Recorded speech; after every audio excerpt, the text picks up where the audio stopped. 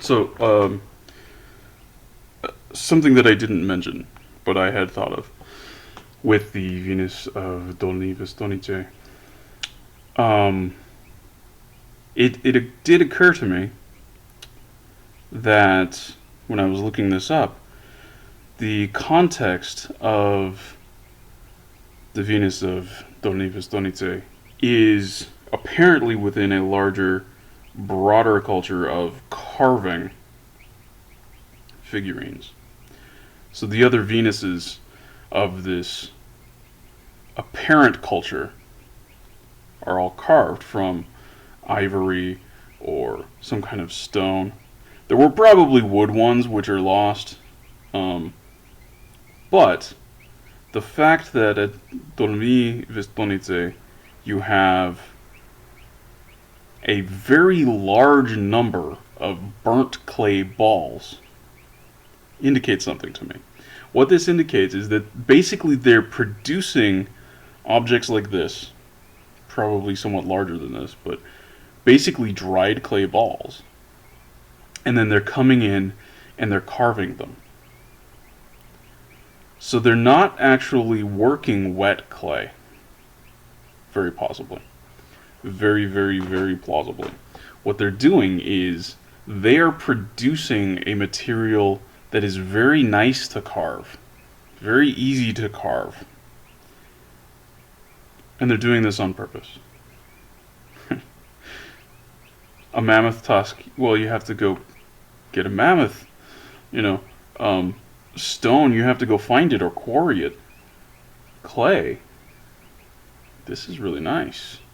You're going to be living near rivers anyway. You're going to have access to some sort of clay pretty much on a daily basis.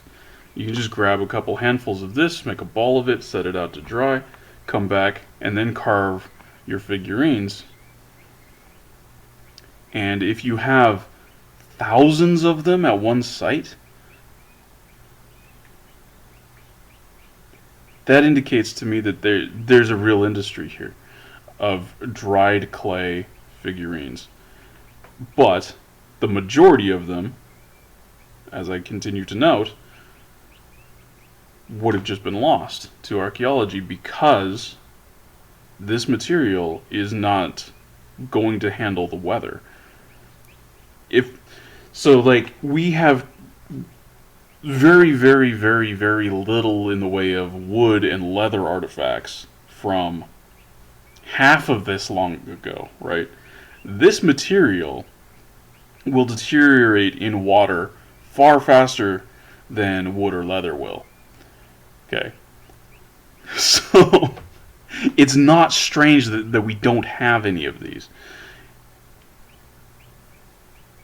But the context of what's happening here, I feel like this is a very, very viable hypothesis for what's going on. That what they were doing is they were actually producing dried clay,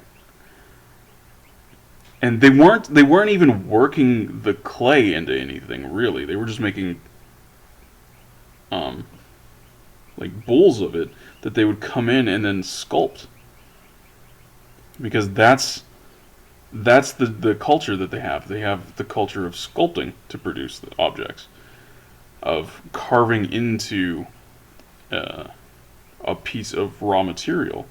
So that's what they're doing. They're making a piece of raw material and carving it. And this is a pleasantly soft material for carving, but then it's durable enough that it's actually, you can handle it, you can use it, you can carry it around, it's going to survive. But it's going to be cheap, it's going to be easy to work.